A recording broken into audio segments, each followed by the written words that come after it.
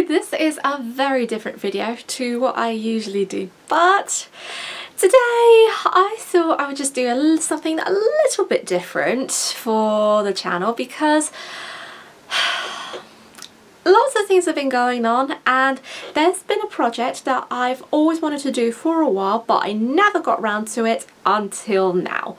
So to cut the long story short, because I don't really want to go into proper detail for this video, but I will have to explain another time on my main YouTube channel because I've got a very big story time. But long story short, I am out of action because I recently had an operation on my finger. Hopefully I'll spare you the details of gruesome dry blood, but if not, I am so sorry. But basically, because of the bandages and because of the stitches, I am out of action and I am stuck at home having a week off work. So I've got absolutely nothing to do. But there is one thing that's going to keep me occupied. Well, one of them being video editing because I need to catch up on videos. This! And as you can see, it is a very big project, and sorry guys, it's not LEGO Titanic, but hopefully it is something much better than LEGO Titanic. Well, to me it is. So this big project is a little 3D puzzle piece of the Titanic. This was given to me by one of my friends and supporters for History Inside a Nutshell, as well as one of the crew members, DK. And DK got me this for my 30th birthday, and yeah, I have turned 30 months ago, so I am an old lady, but just for this special occasion, he gave me the puzzle piece. I absolutely adore it, but because I have been so busy, I didn't really have the time to complete this, but now I've got the time. It is the most perfect excuse to get building. So first impressions of this, I will have to go into a little bit of detail on this because first of all, it's a little bit annoying to say the least, because even though the look of the ship is quite accurate, the details of the back aren't great. So what I mean by that is that there is a little description at the back about the history of the construction of the Titanic. And yeah, so as you can see, hopefully you'll be able to see it okay. Maybe just back there, I don't know, but I think when I'm video editing I might just have to work it out anyway, how I'm going to edit this. But as you can see, it's historically inaccurate just by a wee little bit, but probably not as much, but I don't really know because I don't pay attention to the back most of the time. But aside from that, it looks really, really good. I'm really looking forward to building this. And basically the model is by a company called Cubic Fun. And the most wonderful part of this is you don't need any glue at all to make this. It's all like a jigsaw puzzle piece, and it's a stand as well, but you don't have to use glue or tools to make this. It's got LED lights, but the only problem is it takes about 4 hours to complete. But basically, I don't really blame the model company actually, because the real Titanic took a very long time to build, probably 2.5 years from what I can remember.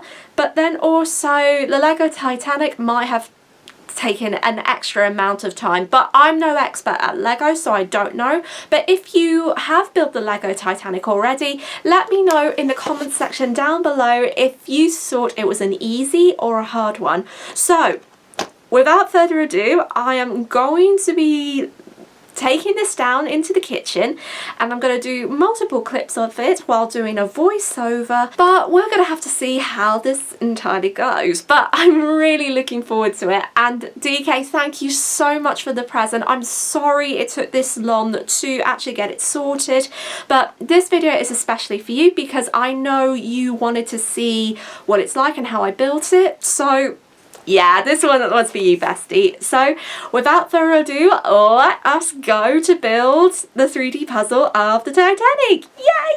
Okay, now, so I'm downstairs in my kitchen. Apologies if there's a little bit of mess because the kitchen's not at its tidiest.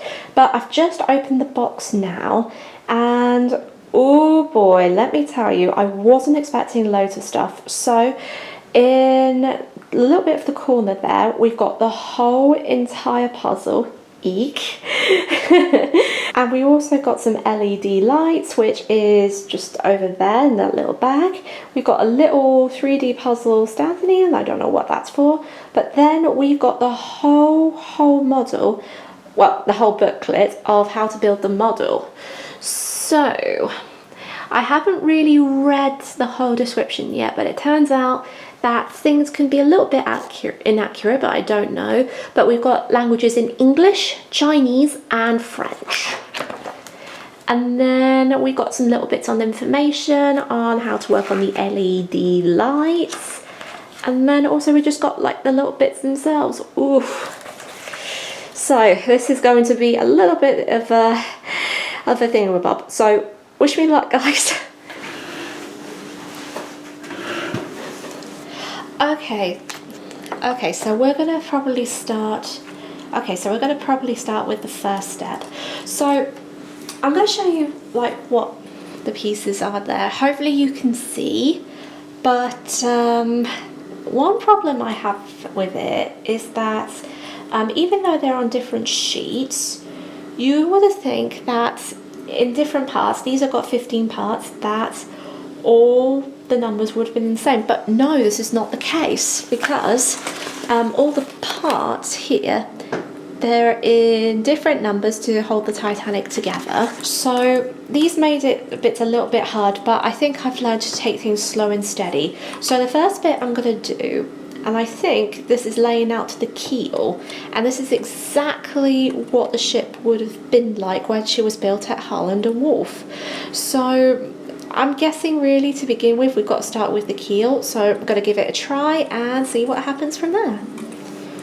Okay, so I'm going to fit slices into here. By the way, these are all numbered, so hopefully we'll get them fitting without breaking them. Yes, we can. That is excellent.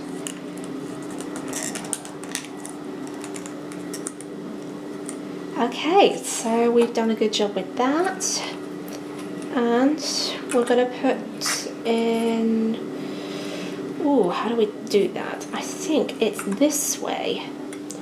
So what we're going to do is we're going to put it on the other side,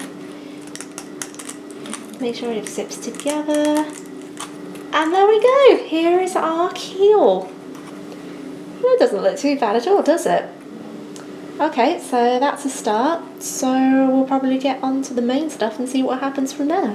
So now one part of the keel is done. Excuse me if there's any noise in the background, that's just my neighbour cutting grass next door. So now we're going to be doing this back at the stern of the keel, including the rudder. Now, I'm not really too sure how it's going to play out just a little bit, especially considering we've got the watertight bulkheads to fit in as well. So what my idea is that the pieces will probably fit together, and I think the aim for it is to look exactly like this but with the pieces. This is going to be a bigger puzzle than I thought it was going to be, but in the words of the famous film Jaws, we're going to need a bigger boat. And this boat's going to be big already. So what I'm going to do is that I'll probably do up to the watertight bulkheads, and then what I'll do afterwards is that I'll take you like step by step, but of course I'm not going to film the whole entire montage because that will take 4 hours long and that will be a bit boring. So I'm going to do like the best highlight bits that I've done and then just see how we go from there. So yeah, bring on the watertight bulkheads.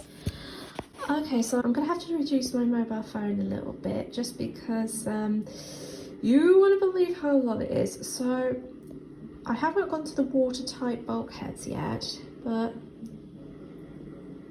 this is how long this is. But also, can we appreciate how much it's brilliant standing up? It's really cool, really, really cool. There you go, here's the whole type of keel. So onto the watertight bulkheads. Okay, so this is Editing Says.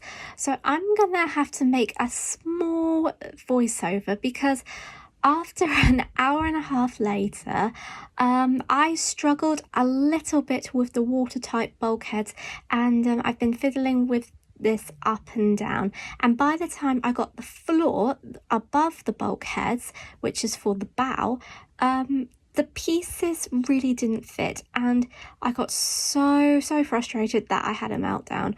So I didn't really know what to do, and I called it quits for the day. However, DK has kindly come to me to say that he's bought the same model and we are going to be doing a voice chat together and building our own models together. So we are going to do a part 2 of this series featuring DK and myself trying to finish our models together. But anyway, I'll leave part 1 there and we will continue with part 2 featuring DK. I cannot wait to do the collaboration with DK to build the 3D print of the LEGO Titanic, and hopefully we'll have more success. Fingers crossed. And until then, I will catch you very soon.